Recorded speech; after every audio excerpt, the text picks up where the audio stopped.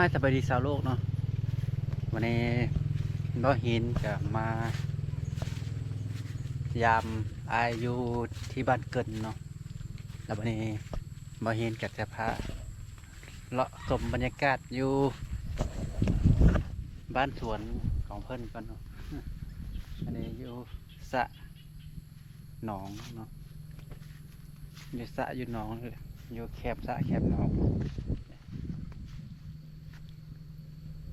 งามเลยบรรยากาศแบบฟ้าครึมๆเนาะเพราะตอนนี้คิดว่าฝนจะตกเลยเนาะคืนนี้คิดว่าฝนจะตกอยู่บ้านเฮาฝนตกมืดมืออยู่นี่ฝนบ่ตกบางบรรยากาศงามเลยอันนี้อยู่แคมป์หนองเนาะแคมป์หนองแคมป์สระนี่แหละบรรยากาศงามเชิงนี้เพิ่นก็กำลังก่อสร้างได้เนาะอันนี้น่าจะเฮ็ดอย่างบ้านพักบ่เนาะอันนี้เพิ่นว่าเฮ็ดเฮือนได้แล้วก็เฮ็ดบ้านพักได้มีสระมีหนองอย่างอยู่นี่เนาะมันเลี้ยงเป็ดเลี้ยงไก่อยู่กองตารางบ้านเป็นเฮือนอย่างมันเอิ้นว่ากระทุบกระตุบว่ะเนาะนอนเฝ้าตัวเป็ดตัวไก่อยู่ทางกองนั่น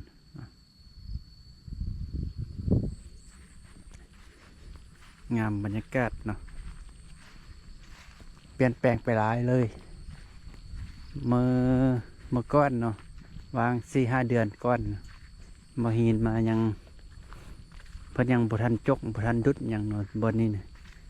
มามื้อนี้เพิ่นดุดเพิ่นจกแปลนหมดแกงหมดเนาะแล้วก็มีเตาถ่านอยู่หั่นเนาะงามเลยบรรยากาศแบบนี้เหมาะแก่การนั่งลมชมวิวเนาะ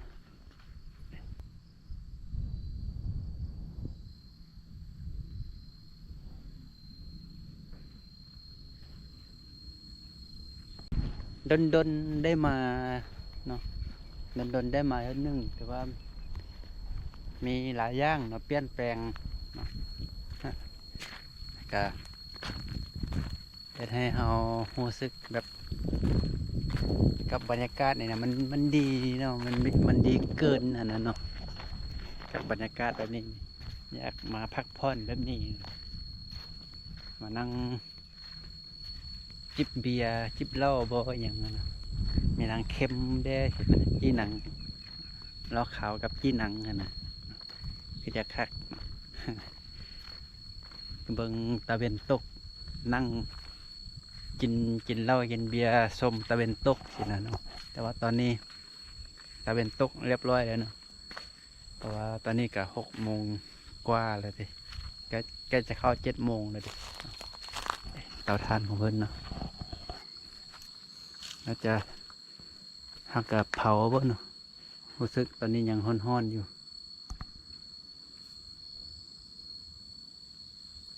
ถ่านขี้ถ่านเนาะ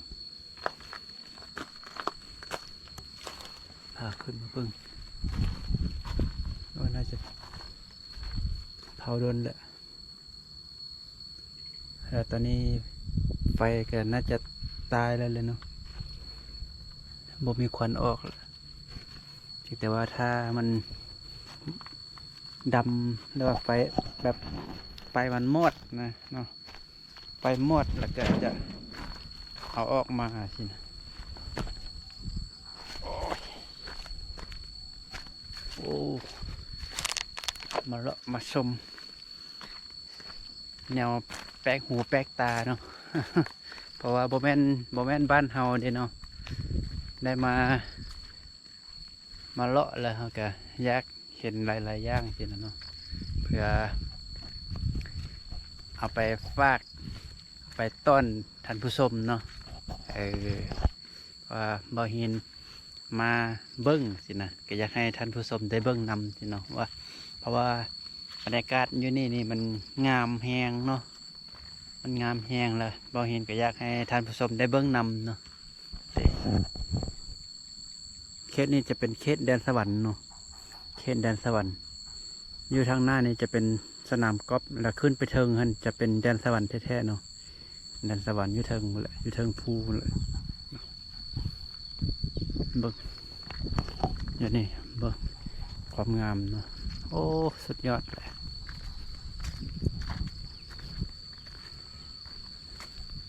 ห่มไม้แบบนี้ยามฮ้อนๆเนาะมานั่งแล้วก็ห่มไม้นี่คักแบบนี้นะเพราะว่าตอนฮ้อนๆเนาะเรามานั่งลมชมวิวสินะเนาะมันน่าจะปลอดโปร่งดีเนาะเห็นบ่มีแต่ต้นไม้ใหญ่เนาะอยู่กองนี่แต่ว่าเป็นภูมิอยู่กองนี่คักเนาะเป็นบอลนั่ง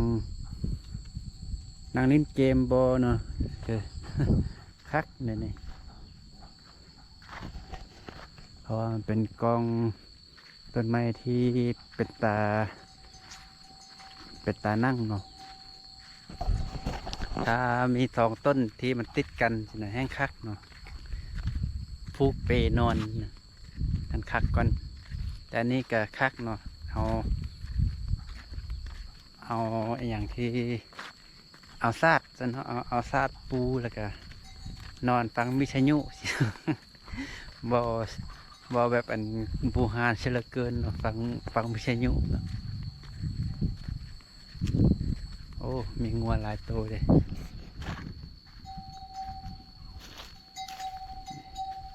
ต้องแต่งอยู่บ่งัว18 ตัวคนเลยนะ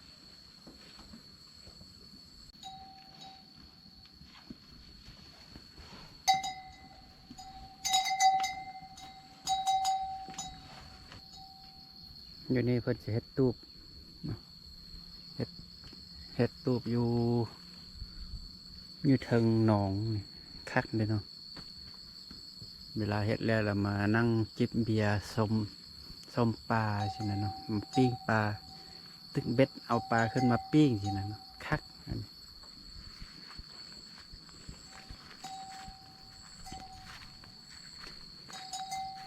แล้วออกจากนี่เนี่ยปูฮู้ว่ามีอย่างแล้วเนาะว่าเห็นก็จะพามาส้มฮอดแต่แถวนี้เนาะมาเบิ้งงัวเบิ้งอหย่างต่างๆนี่เลยเนาะมาเบิ้งวิวเบิ้งงัวเนี่ยก็จะมีประมาณนี้แหละเนาะ ก็บ่สร้างสิเว้าเนาะ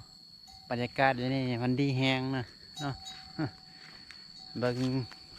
อยู่ในกล้องก็อาจจะบ่งามเนาะแต่ตัวจริงนี่บอกเลยว่างามแฮงเนาะบรรยากาศแบบบ้านสวนเนาะงามครับว่างามเลยแต่ว่าเฮ็ดบอลจุดแคมปิ้งบอจุดอันนี้อย่างนั่ง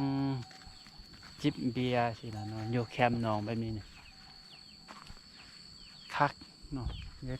อยู่ทางนี้มันก็จะเฮ็ดรีสอร์ทเนาะมีรีสอร์ทเด็ดแล้วก็อยู่เขตนี้เป็นเขตพัฒนาเนาะเป็นเขตพัฒนาเพราะว่ามีสนามกอล์ฟอยู่ทางหน้าเนาะแล้วอยู่เทิงนี่ก็จะเป็นแดนสวรรค์เนาะแดนสวรรค์น้ำเงื่อมรีสอร์ทนะครับก็เป็นเขตพัฒนาเฮ็ดอีหยังก็น่าจะได้ดีเลยเนาะอยู่แถวนี้นี่แห้งคักถ้าว่าเพิ่นเฮ็ดเป็นห้านชมวิวสิเนาะคักเลยแต่ว่ามันยากอยู่นอกน้อยนึงเนาะถ้าว่าเฮ็ดก็ฐานลูกค้าคิดว่าน่าจะเข้าถึงยากเนาะ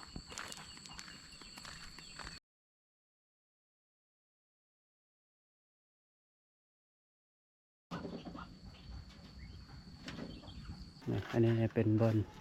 สนามกอล์ฟแต่ว่าวันนี้เพิ่นสร้างตึกใหม่เนาะบ่ฮู้ว่าเฮ็ดหยัง